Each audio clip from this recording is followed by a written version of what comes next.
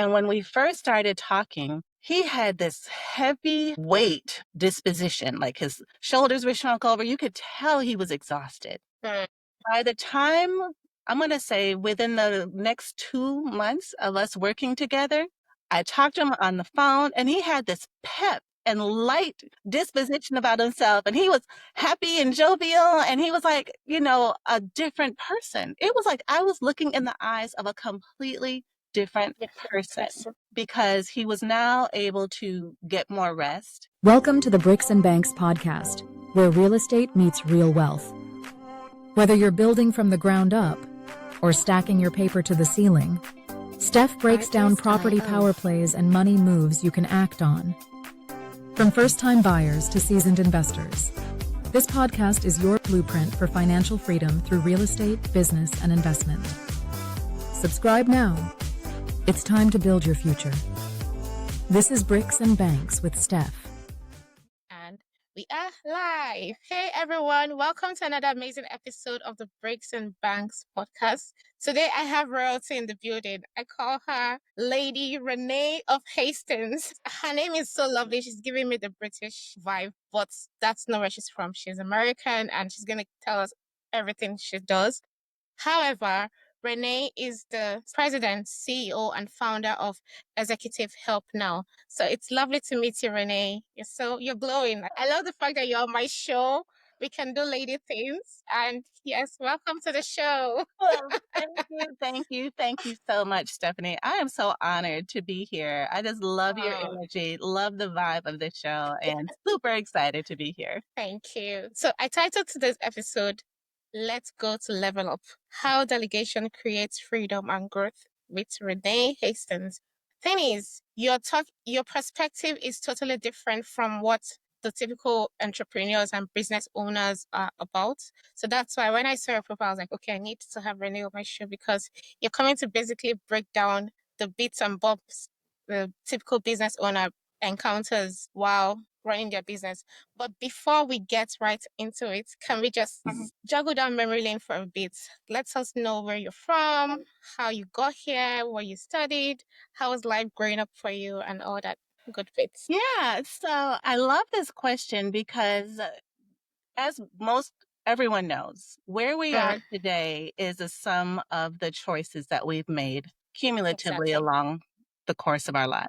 Some things we had more control over than others. So in the younger years, of course, we don't have any control, but it still forms a foundation for who we are.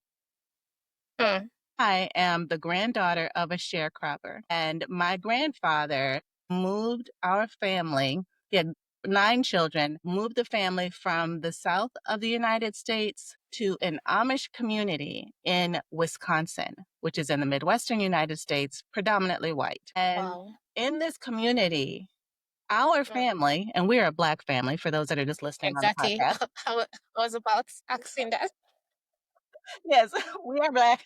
They are white. And we were the only Black experience that the people in our community ever got to witness. So my grandfather made it very clear to all of his children, my aunts and uncles, all his grandchildren, that would include me, and everyone who came to visit, that you are a representative of this family. So you must be honest, you must be dependable, reliable, you must operate with a level of excellence that is beyond reproach because you are representing this family. And everything that these people in this community experience, we want it to be a good experience. We want them to look at us not by the color of our skin, but by the content of our character and the quality of our work. And that was ingrained in me, Stephanie, from the time I was probably 5, 6, 7, 8, all the way up. And so my mother was a single mom, and she raised me and my brother together by herself. And we ended up leaving that farming community, that Amish community, and settled eventually in a town called Madison, Wisconsin, which is the capital of Wisconsin. And the city of Madison had a summer program for the youth called the Summer Youth Employment Program. And it was within this program that we, as young people who were too young to get a work permit, we got these special permissions to work.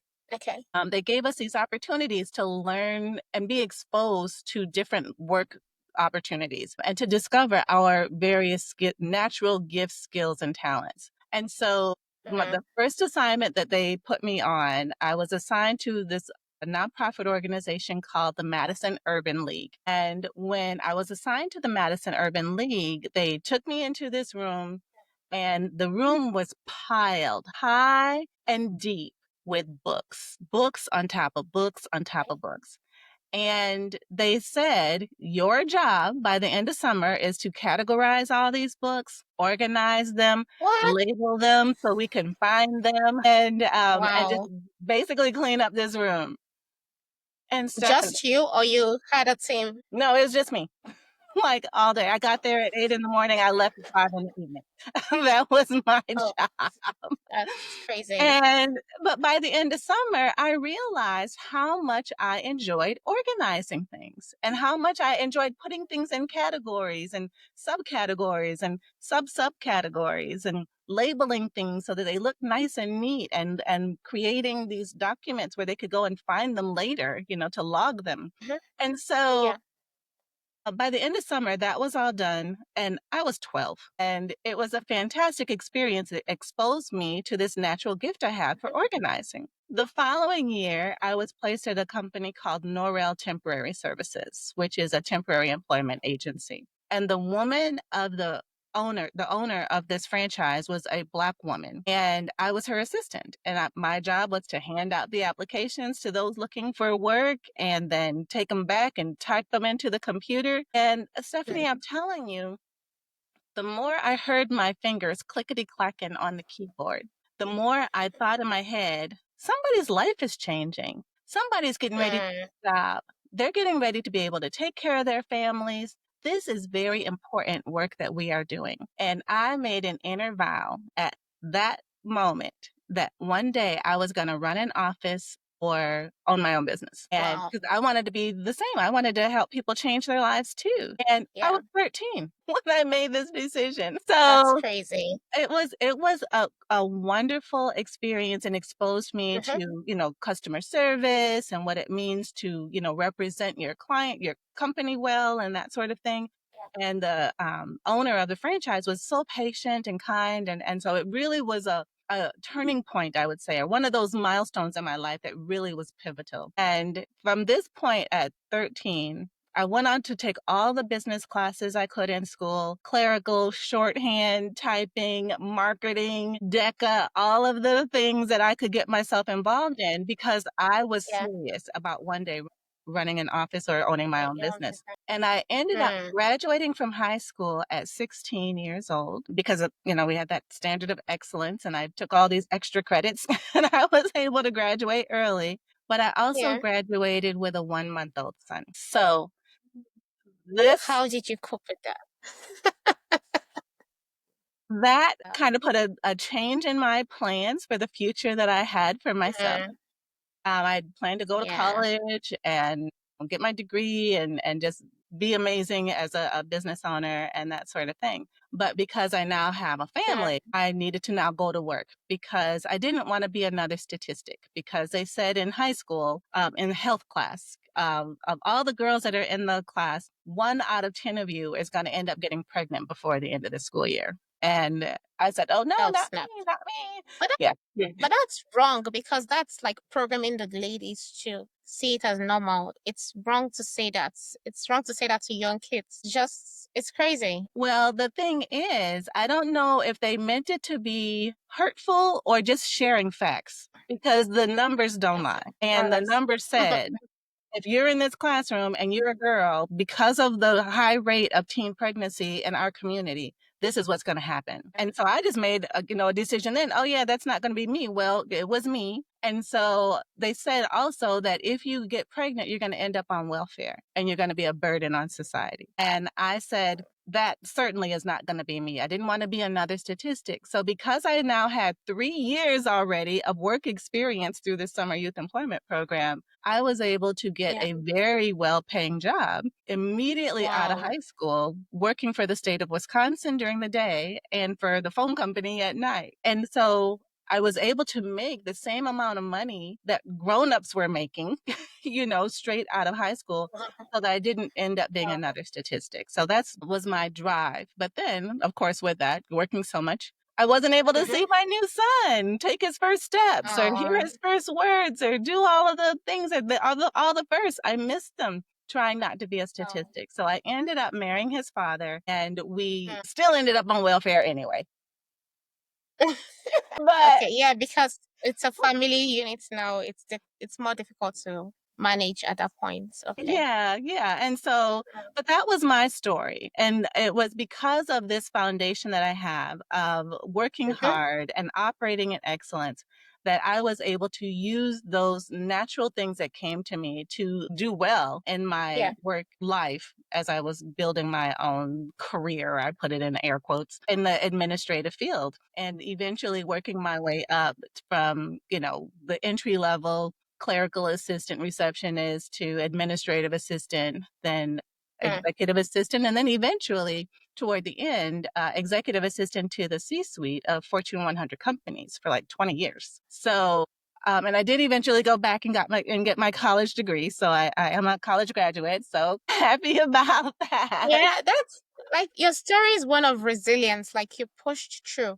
And it stems from what you've explained, it stems up from the upbringing and the values that were instilled to you on you growing up by your grandfather and your parents, because your mom didn't let you just, okay, yes, your grandfather said so, so just do it. But you internalized that upbringing. So that's why the Bible says, I just want to quote scripture because I'm a woman of faith. It Yep. said, train up a child in the way he should go, and when he's grown, he would not depart from it. So basically, you're a living example of that scripture.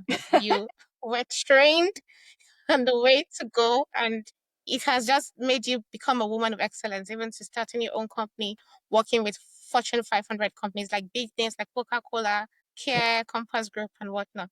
Yeah. So your story is really inspiring, and it goes to show that yes, along the line you fell into the teenage pregnancy trap, but you didn't let that stop you. You Right. still went ahead to do everything you set your heart to achieve. So at what points within the corporate journey did you realize that okay, I'm done working with Coca-Cola. I'm done working with, I'm done being executive assistant to C-suites, to people in the C-suites. I want to have my own thing and live out that childhood dream I made a vow to myself at age 13. So that happened after my kids graduated from high school, and I was an empty How nester. many kids So do you have? I have two sons. So my husband and I now are a blended family of five, and he had two sons when we Oh, met, and I had two sons. And so amazing. once they all were grown and out of the house, it was just me and him, empty nesters, and I had these four walls around me, and I still had all this passion and drive and Yeah. desire to support executives. So I still have my corporate day job, and I'm doing well. And Hmm. Stephanie, sometimes somebody has to see something in you before you actually see it for yourself. So I Sure. made that inner vow back then, but I got very Hmm. comfortable in corporate America. I got very Hmm. comfortable with my 2 or 3 week paid vacations and my health insurance covered and all of the things that come along with the Yeah. corporate golden handcuffs, for lack of a better word. But then Hmm. I had a friend who said, you're supposed to own your own business, right? And at that point, Oh. I'd say, no, I'm not. And then, because I'd forgotten about my vow, right? Because I was Hmm. comfortable getting this Yeah. regular paycheck and all the things. But then eventually, it just took her planting that seed or reigniting or reawakening what was already Hmm. in me. And then I thought, man, maybe I should. So when the kids left and I have all this time and all this passion, I was And like, space. space. Yes, I have capacity. Let me see if I can do this. And so I still Hmm. had my full-time day job on the side, my full-time day job, my main, but then I still started my business on the side, doing what I could for my own executives on the nights and weekends. And eventually, my clients started to understand the impact that this was having in their own lives, and they kept telling their friends about the service that they were getting. And so, Wow. in order for me to be able to support my clients and their friends, that was a lot. It was a whole lot to do, in addition to working a full-time day job and being a wife and mom and all of the things, Being a mom. right? Yeah. So I said, okay, after months of not getting any sleep, because I'd get up at about 6 in the morning to be at work by 8. I'd work my full-time day job till 5. I'd commute here in Atlanta is about an hour. So I'd get home about 6, prepare some 6. dinner for my husband, spend a little time with him, start working on my business at 8, and I wouldn't get to bed till maybe 2 or 3 in the morning. And then I'd take a Wow. nap. And then I'd get And up. that were you functioning on such little sleep? Yeah, it was so tough, but I loved what I was doing. I loved serving my clients, and serving them gave me energy. It's like I didn't need sleep. But then the more this kept going on and on and on, week after week after week, month after month after month, it started to show. It started to show in the quality of my work. It started to show in my physical health, my physical appearance. And my uncle said to me, "You cannot keep this up. This is not sustainable. You must get some help." And I was like, "Yeah, but how do I know who to even turn to for some help?" Well, fortunately, his daughter, my cousin, happened to have a friend who had started a business as a virtual assistant, same as me. Oh. And so we connected.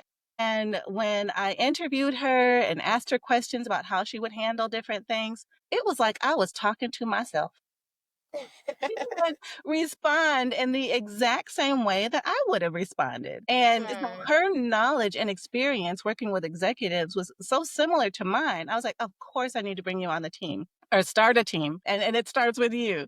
So she was my very first virtual assistant. And when I tell you how my quality of life changed for the Wow. better, once I was able to delegate my client work to her, while I focused on improving my quality of work on my day job, Yeah. it was just a game changer. It was life changing because now I had space, I had time, I had sleep, I had capacity to actually function at the high level I had been accustomed to. So, yeah, that was in 2020 that I actually hired my first virtual assistant. Even though the business started in 2014, we've been doing this a long time. And I've been operating by myself for a long time. And then once Ashley came on, Ashley was her name, I was Yeah. able to delegate more. Shout out to Ashley. Yep. Shout out to Ashley. She was a game changer, man. I'm telling you, she was so Wow. good. And once I was able to delegate to her, everything for me changed. And my clients said, "This is gold. Everyone needs an assistant. If anybody owns a business or they are a busy executive, they need to get an assistant. That's the only way to scale your business to the next level." Is by adding team Exactly. members that you can delegate different things to free you up to continue operating in your zone of genius and with excellence and not have to focus on the things that you may not be so great at. Yeah, I love the way you emphasize the importance of building a team, not just a team that is dependable, because Yeah. it's one thing to delegate work to someone that is dependable, that can do the work. And another thing to delegate work to someone who's just going to mess things up and you have to start all over from scratch. But I know in your experience, you've come across a lot of people, a lot of entrepreneurs that get burnt out because they're trying to juggle up the whole business on their own. So what would you say is the hidden cost of wearing every hat in business that most people fail to see? Because most people are like, oh, I don't have that money to bring on anyone on board at this point. I can do it myself. I can do it myself. And they Mm. just get burnt out in the process. But what are the other hidden costs you see Well, by there are, entrepreneurs that it all on? yeah, there's so many, so many. First of all, when you don't delegate, there's a reason why you don't delegate. And it's not just money. A lot of Mm, times there are other factors that go into why you choose not to delegate. Maybe you're a perfectionist and you think nobody can do it as good as you. Or maybe you have trust issues and letting go of something is just too scary. And so you choose instead to just not do it and to do it yourself. Or they might need training and you don't have the patience to train somebody. Because if you did have patience to train somebody, then that would be one super easy way to make your life better. But training takes time. But that investment in the beginning is definitely well worth it in the end. Some other people feel like they can't delegate because there might be some mistakes made or something to that effect. But then you got to think about, have you ever made a mistake? Yes. Yeah. Yes, you have. Definitely. We've all made Okay, mistakes. we all make mistakes. And have you Yes. ever not recovered? No, you No, have always no. recovered. Yes. Always Okay. recovered. And so it it is it's a natural anxiety that some people suffer from more than others. But just know when you allow that grace that you Mm. want from others, extend that to other people who are here to help you and are for you. And then you won't have it'll be easier for you to delegate. And then also, some people fear losing control. If they Mm. allow somebody else into their life or into their space, that means that they don't have as much control as they once had, which could be an, a symptom of something deeper. I'll put it that way. And so you want to do a self analysis and become aware of, if you are not delegating right now, why are you not delegating? It's not the money. Why? Get to the root of that, get healed, get counseling, whatever it takes, because there is a hidden cost to you trying to wear all the hats. If you are trying to wear all the hats, that means you are trying to do all the things that are not in your zone of genius, that are not your expertise, and you're keeping someone from doing it who loves to do it, who can do it Mm-hmm. better and faster and probably and cost less money. Because if you think about how much money you make per hour as opposed to how much money your assistant would make, if you're making $300 an hour and your assistant is making much less than that, then are you supposed to be doing the things that your assistant could be doing? Does that make Nope. even financial sense? Yeah, it No. makes a lot. Mm. Absolutely not. You Yeah, it need to be doesn't. doing those $300 jobs. Okay. Yeah. Because that's what you are here for. You are the owner. You are the one with the visionary, the one who is leading. You need to do those things as opposed to all those other things that someone else can Loud do. admin tax. Yeah, because that's why a lot of businesses get stuck. They peak to Mhm. one point and they just stay there because they're trying to Yeah. micromanage every other person's job. But if you lose sight of the strategic vision that you once had, because at every level of a business growth, you need to redefine the strategic direction. Otherwise, you're going to get stuck and you're not going to looking at how the market is evolving and all. But if you're stuck micromanaging your employees or doing the work you're supposed to be doing, then you're not going to get any far. But yes, for someone right now that is listening, because a lot of people are burnt out, a lot of people are overwhelmed and stretched thin Mhm. with juggling things. Where is the starting point when it comes to delegating? Is there like a checklist or even a mindset shift that they should be considering? Yes, absolutely. So, further to those things that I just mentioned about the self analysis, doing that self analysis and figuring out what is keeping you, what is holding you Mm, back, getting to the solution of that. Then do an exercise of just listing out all the things you do on a daily basis. Just as you're doing some things, just make a list. And then okay. after making this list, at the end of the day, put them in different categories. What are some things that you must do that are Mm, important and urgent that only you can do? Make this list. I forget there's a name of this quadrant, this four square quadrant thing, but there's mm, urgent and important, there's urgent and unimportant, there is not important, and then not important and not urgent. So yeah. figure out where those things go in that quadrant. And those things that can be delegated, definitely delegate those things to someone who likes doing those things, because Mm-hmm. there is somebody out here for everybody. Some people love to do accounting and numbers is their jam. I'm sure you can probably relate. Numbers is my jam. That's why I'm happy. Yes, that is your happy place. Yes, Numbers that's my is happy not place. my jam. If I'm not saying numbers and I'm just saying like a ton of words, I just switch off because I'm like, I don't know what I'm looking at. So Right. when I'm seeing the charts, I'm seeing the numbers, I'm saying, okay, yeah, this makes sense. Then little words, I just I have attention span for just little words. Right, right. See, some people like numbers and few Some like words. words. Some people like a lot of words and no Mm-hmm. numbers. And some people like a mix of in between. And so there Yeah. is someone out here for everyone. And if you are over here, managing your social media or creating graphics for posts or doing your website or whatever, if you are not in the website development business, then this is not where you belong. This is not, these are not activities that you should be focusing on. You, as the owner, need to be focused on those income generating activities. Those things are not income generating activities. Does that make sense? Yeah, that makes a lot of sense. So let's talk about your faith journey. I know that faith is a big part of who you are Yeah. because you mentor women through spiritual small groups. How has your faith shaped the way you lead, the way you hire, the way you grow your business essentially?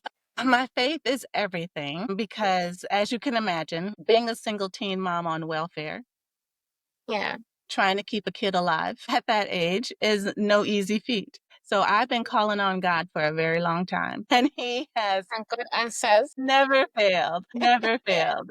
And so as this opportunity came and the business started growing, I really, really, really relied on God a lot.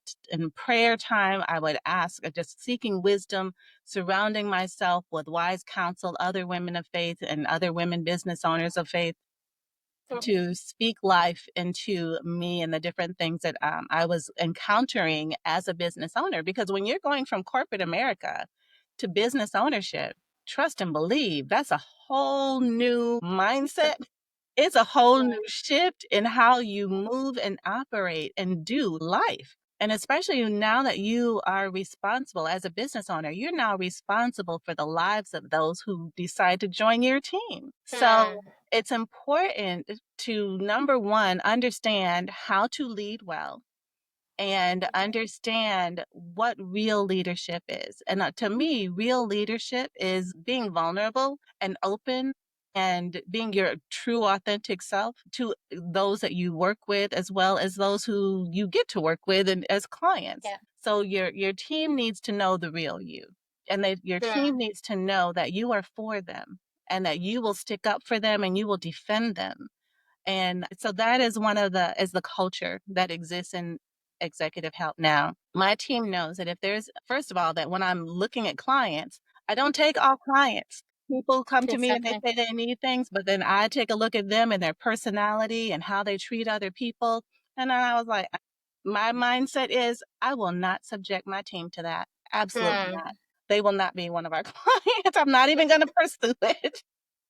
Wow. So I truly care about my team and they know how much I care for them. And if they have any issue with any client that they do get connected with, they know they can come to me and I will talk to the client about whatever the issue is and try to make things smooth again or, and do whatever it takes to ensure that the relationship stays good. So my faith, I believe, is the foundation of who I am in Christ and is what I try to exemplify as a leader to our team. And when I'm hiring people to be a part of our team, we actually do values based hiring. So, as part of the hiring process, skills is one thing, great, anybody can learn a skill, but how do you actually do that actual skill? What is your skill level at doing that thing? And what are the values that you exhibit while you're doing this thing? And so Hmm. I give them a question, a sheet of 100 different values and ask them to circle. What are your top five? What are the top five things that are most important to you? And Okay. I need to ensure that there's alignment before we even move them forward in the process and invite them to be a part of our team. Does that make sense? Wow. That makes a lot of sense because a lot of employers, in a bid to satisfy the clients, is like, oh, clients first. They lose touch with your team. Mm, They break that trust. You make promises in front of your client that you know your team can't fulfill. Like, mm, oh, no, yeah, we're going to get it to you next week, not to worry. And you know that that's going to cost your team working around the clock for the rest of the week, even through the weekends, just because you made a promise that the team can keep. And I love the way you put it that you're in touch with them. You build that level of trust. They're able to be their authentic self to you and not just be scared. Like like when we talk about making mistakes, you said everybody makes mistakes, so give people that grace. A lot of people, you don't make mistakes in their company. You make one mistake, you're out. You shun the door because, and it breaks the trust because you're trying to be a perfectionist. We can't be perfectionists. There's always a learning curve at every point in time. So I just love the way you put it, and your value-based system of recruiting. It helps because if everyone on the team is aligned to the way you work and the way that the value of the company operates, the company can move forward without having so much back and forth. But if someone comes in and his value system is totally different from what you're doing, there's going to be friction. Yeah, yeah, and it Friction doesn't is take going to one cause. bad apple to upset the whole apple Exactly. cart. I'm not sure if you've heard that saying before. Yeah, Just one bad one. aspect. Yeah, So just one overlooking, and it just messes up the whole thing. And you just want to know yeah, or just the what wrong happened. attitude, just the wrong if they think the wrong way about how we serve our clients. When I'm Yeah. hiring somebody, I'm looking for a servant heart mentality. So that means when we think about supporting, Mm-hmm. what comes to mind is how can we care? How can we show we care? How can we operate in our gifts to make their lives easier? And if this person comes in and they don't share that mentality and that mindset of servanthood, then Hmm. they're not going to be comfortable working with us because that's how we speak. That is just who we are, and they're not Hmm. going to be comfortable. And so that I try to head that off at the pass by not even subjecting them to that, because if I know this isn't who they are, I'm not going to Yeah. try to make somebody be somebody they're not. They can Mm-hmm. continue operating in this more self-centered way, and whatever their personality is that is not in alignment with us. I'm not saying there's anything wrong with it. I'm just saying it's not for us. Like exactly, Yeah. it's not for everyone. It's not for us. So, Yeah. how do you get to manage your teams? Because I imagine that a lot of them would be are working virtually, and you're Mhm. relating with people across the globe. How do you get to manage and build that synergy in the work Yeah. environment? So remember Ashley? Yes, Ashley. Yay, Ashley, Ashley, go hey, Ashley. Ashley. Ashley is now our business operations manager. So she's been Amazing. promoted, and Okay. she now oversees a team of success coaches, and those Wow. success coaches oversee the rest of the team. So we have a team Mm. now of almost 40 assistants on Wow. our team, which is, still relatively small, which allows me to get to know everybody personally on a Mm-hmm. personal level, but everyone has capacity to take on more work. And so part of those communications involve, the coaches letting me know and Ashley letting me know in our systems that we have, capacity of each person, the skill set of each person. We actually have a talent finder tool that we use that when a client says, I need a person who can do this, this, this, and this, and has this kind of Wow. availability, has this kind of degree, blah, blah, blah, I can plug it into Nice. our system and it will pull everybody who meets those qualifications. And I can determine then who to present to this potential new client. Nice. Yeah. So Let's talk about. so that's how because we are remote, we have to use tools Mhm. that are available to help us be efficient and productive for our clients and within our own internal systems. Yeah, talking about tools, AI has come to stay, and AI is basically disrupting everything and everyone. So, how is your team dealing with the disruption, and how are you guys positioning yourself to leverage the AI technology, the AI boom in the Yes, business? absolutely. So it is something that we absolutely love, and we call ourselves AI ready assistants, which Yeah. we have to actually clarify now that we're actual humans. We're not Hmm. computers. We are actual Yeah. humans who are AI savvy and use Hmm. it to help us to be more productive and more effective in the work that we do for our clients. So our clients then don't have to worry about learning every AI tool that's not out there that will help them be most effective. They just say, look, this is what I need. Do your thing and bring me back this. Okay. We do, because that's how we should be spending our time, is becoming the AI prompt experts. It's so that we get back for our client the things that they need. And while we're doing that, they're still focusing on closing that next big deal or casting that vision or things like that, or strategizing for the future. Amazing. Is there a specific AI tool you guys use, or you guys have one inbuilt for you in-house? No, so of course everybody knows ChatGPT. But Yes. one of the things I love about ChatGPT is how you can create custom GPTs. Yes, definitely. When you do that, it really just makes things so much easier, because now what you're producing sounds like your actual client, because no two clients Yeah, sound the same, sure. and or have the same emphasis on things that are most important to their business and things like that. So when you can specify and create those kinds of GPTs to bring you back the best results, and that I think is the most helpful. Okay. But let's talk about your business. What does executive help now do? What do you guys essentially do? Just break it down to our listeners so that you can have more clients. Because I have a number of guests watching from the US. I have people watching from the UK. So I know that your service will be very helpful for them. Yes. So, Executive Help Now is a virtual assistant service agency of high level account executives, business operations managers, as well as senior level executive assistants. And clients hire us to, well, when we started the business, it was for the typical administrative support type of work that we do: email management, calendar management, presentations, getting ready for board meetings, travel, expense reports, all those executive assistant level things. We've since evolved and expanded our service offerings into social media management and engagement, as well as remote video podcast production services. So we'll do a done for you Nice. podcast Okay.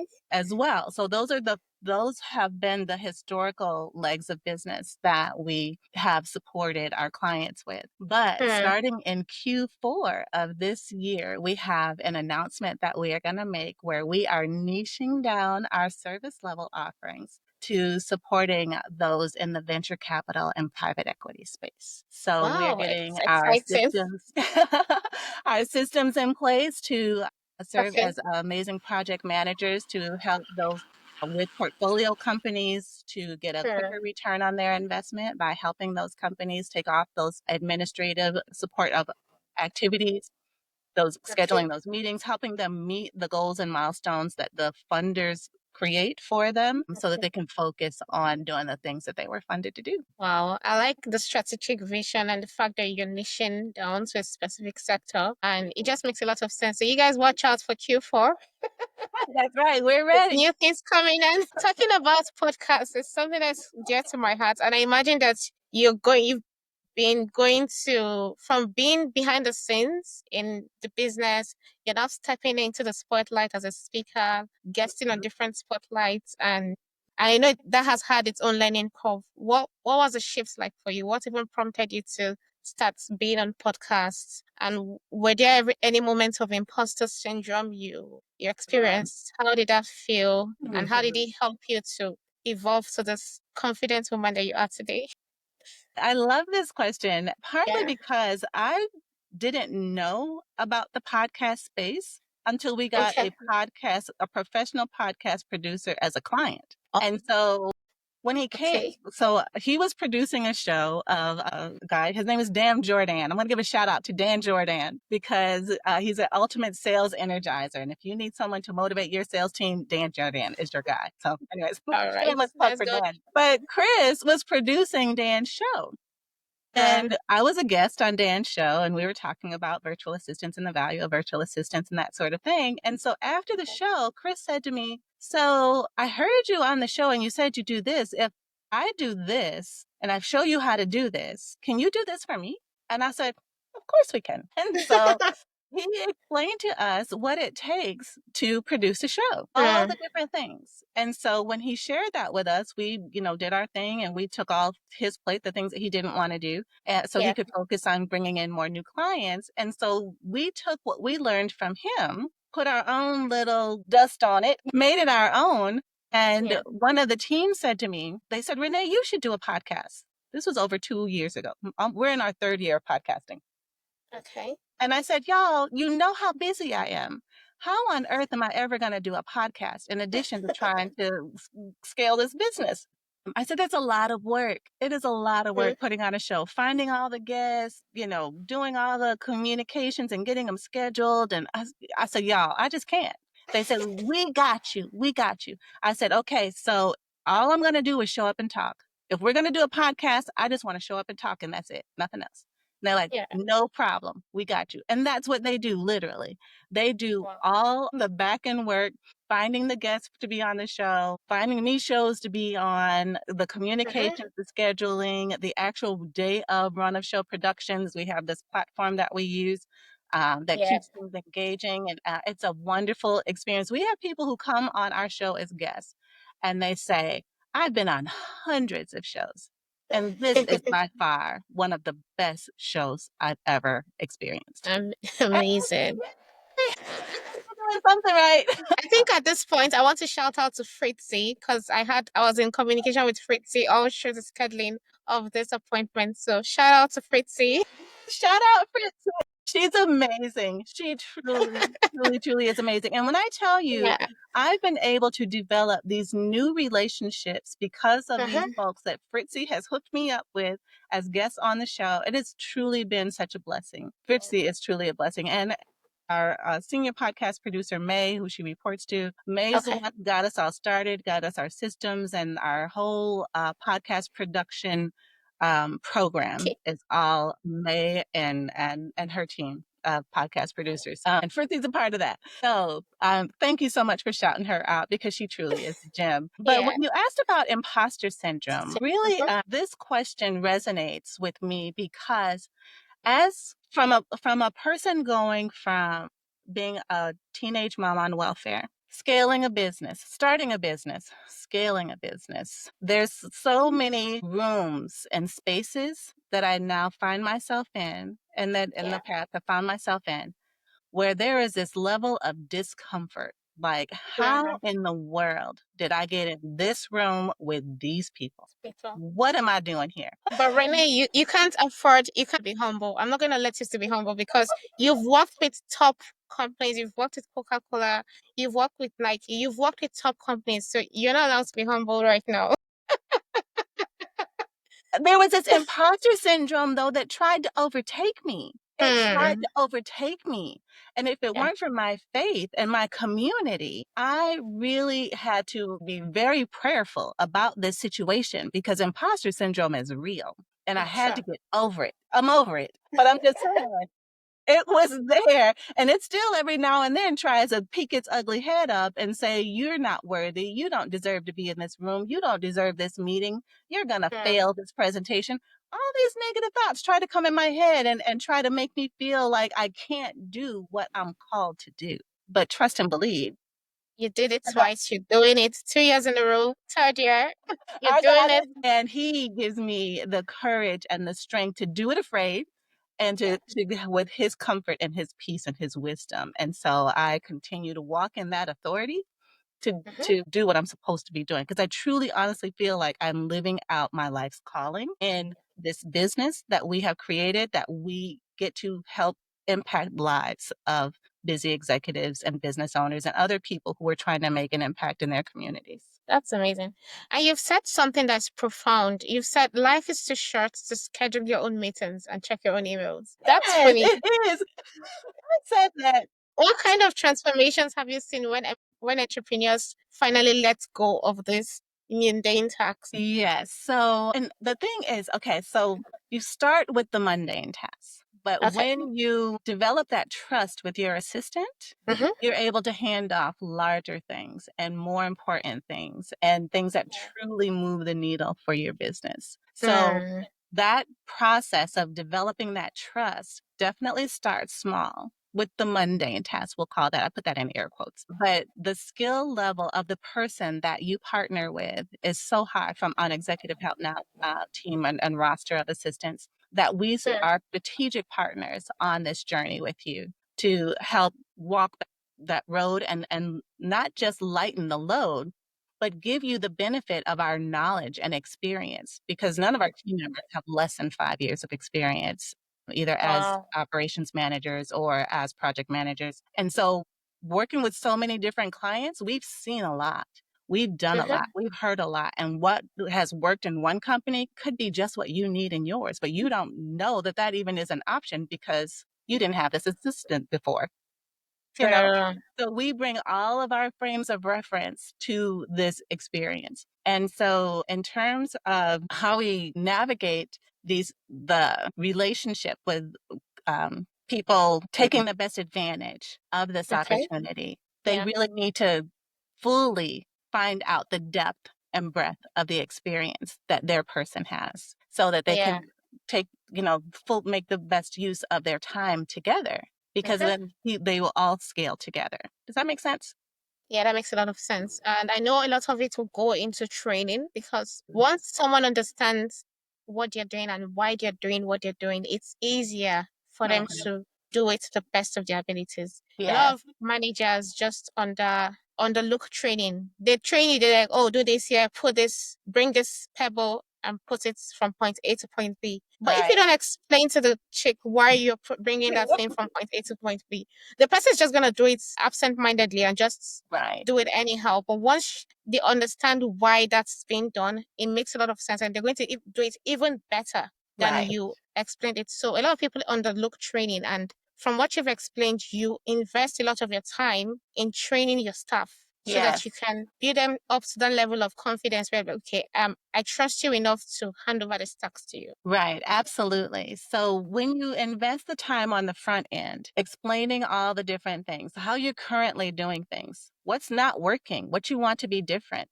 what Mm-hmm. success looks like, and then training them on your current ways of doing things, that allows them a foundation to grow from to say, okay, this is currently how they're doing, these are the current results that they're getting. They want their results to look like this. What can I do? What has my experience brought to me that says these are some different things that we can do to get to this? And so that's how you partner and leverage your Yeah. assistant the best. But the time has to be taken on the front end. You've got to invest that time on the front end. Put it on your Yeah. calendar. Have your assistant put it on your calendar. So you and they have alone time, Yes. one-on-one dedicated alone time just for the two of you, for Mm. you to go into all of as much or as you want about the reasons behind this particular situation and your desired outcome of what success looks like for each different thing. It Yeah. will Thank pay you. back dividends in no time. And then you'll be even freer that much quicker because you've taken the initial time to do all that prep work. Mm, amazing. And when you talked about your business, you emphasize on the fact that you help your clients to get their successes quicker. So can you share a client story that really blew you away? It resonated so well with you, and you'd be like, okay, this is why I actually do what I do. This was the point where you knew that, okay, what I'm doing is actually giving real value. It's not Yeah, just in my head. I can see it is real. What's that yeah. client story that blew you away? So I have a couple clients that I Okay. want to talk about, and I'm scrambling in my head like I have like five, and I gotta like You have narrow a down. million.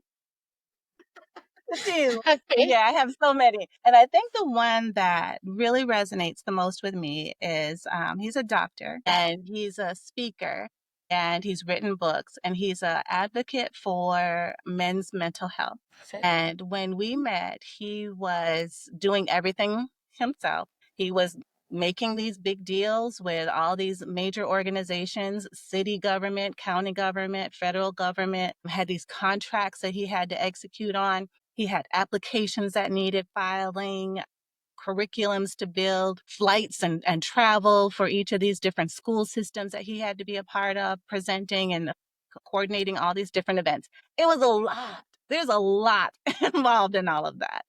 And he was doing it all himself. He had no Oh, help. He had one person who was like an event planner who planned like major events, but all those different interactions back and forth and all those meetings with all those people and all those different government organizations, he was trying to schedule them all himself, double booking himself, missing meetings, and it was a bad situation. But then as we were introduced and he learned about the services that we offered, and he was one of those who had some trust issues. Remember at the beginning, I talked about there's some different issues that you discover you have once you're in this position of having to delegate.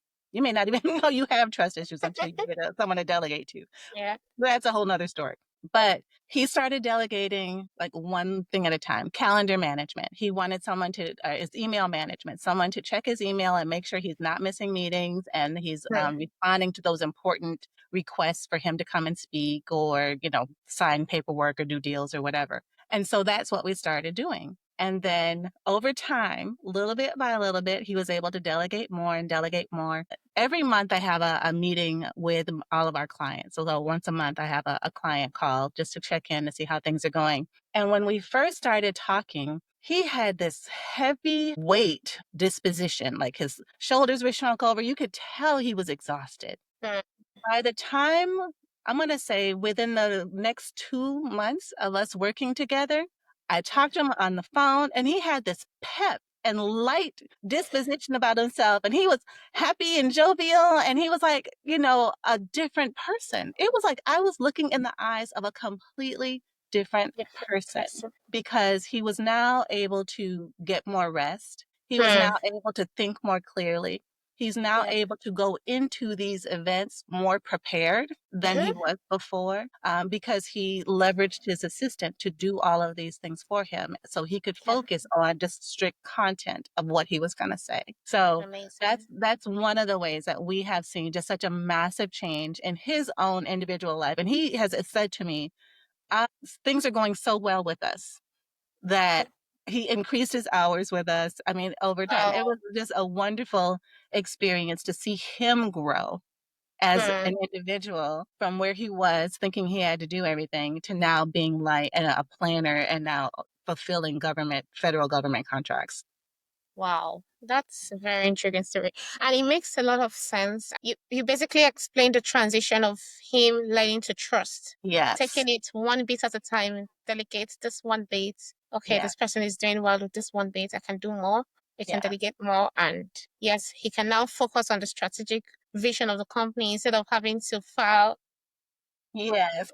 book flights and all that Right. other Right. distracting. Yes. Permit me, I said mundane tasks before, but these are not mundane tasks because these are actual important things. So yes, I know I made a mistake earlier by calling it mundane tasks. These are not mundane tasks. These are actually important tasks. That is why they can be overwhelming, but it sort of distracts from the strategic vision of the company. So that's why the entrepreneur needs to find someone they can trust to dedicate this task to so they can Right. focus on bringing value. That's what the company was set up to do in the first place. Absolutely. Absolutely. And we recognize that trust isn't something that just happens overnight. It takes time. And we recognize that. And so we work because we've been doing this for so long and we can see it coming a mile away. We are very patient and we take those baby steps with them and recognize the growth that they're having as they're delegating more. And so I'm big on praise.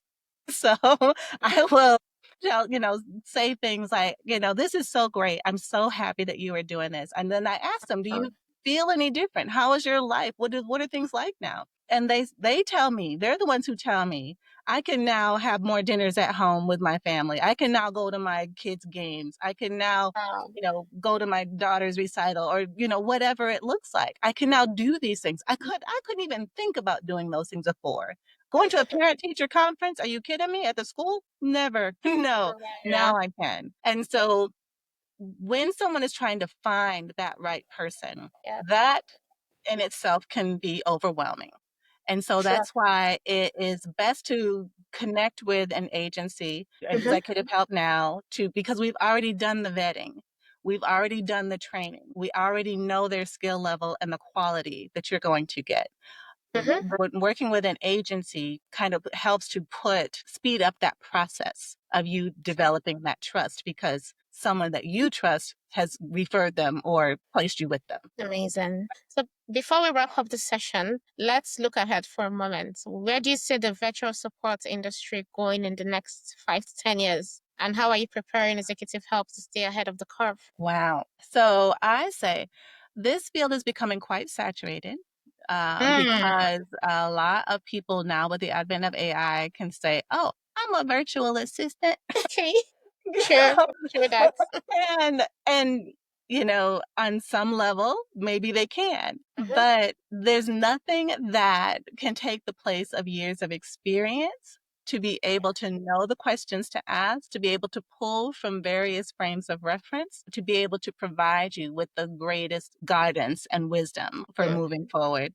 So I say in our space, yes, AI is definitely here to stay, and anybody who is opposed to it needs to get over it because it is not going anywhere. And what we have today is the absolute worst that it's going to be. It's Mhm. only going to get better and Better. faster from here out.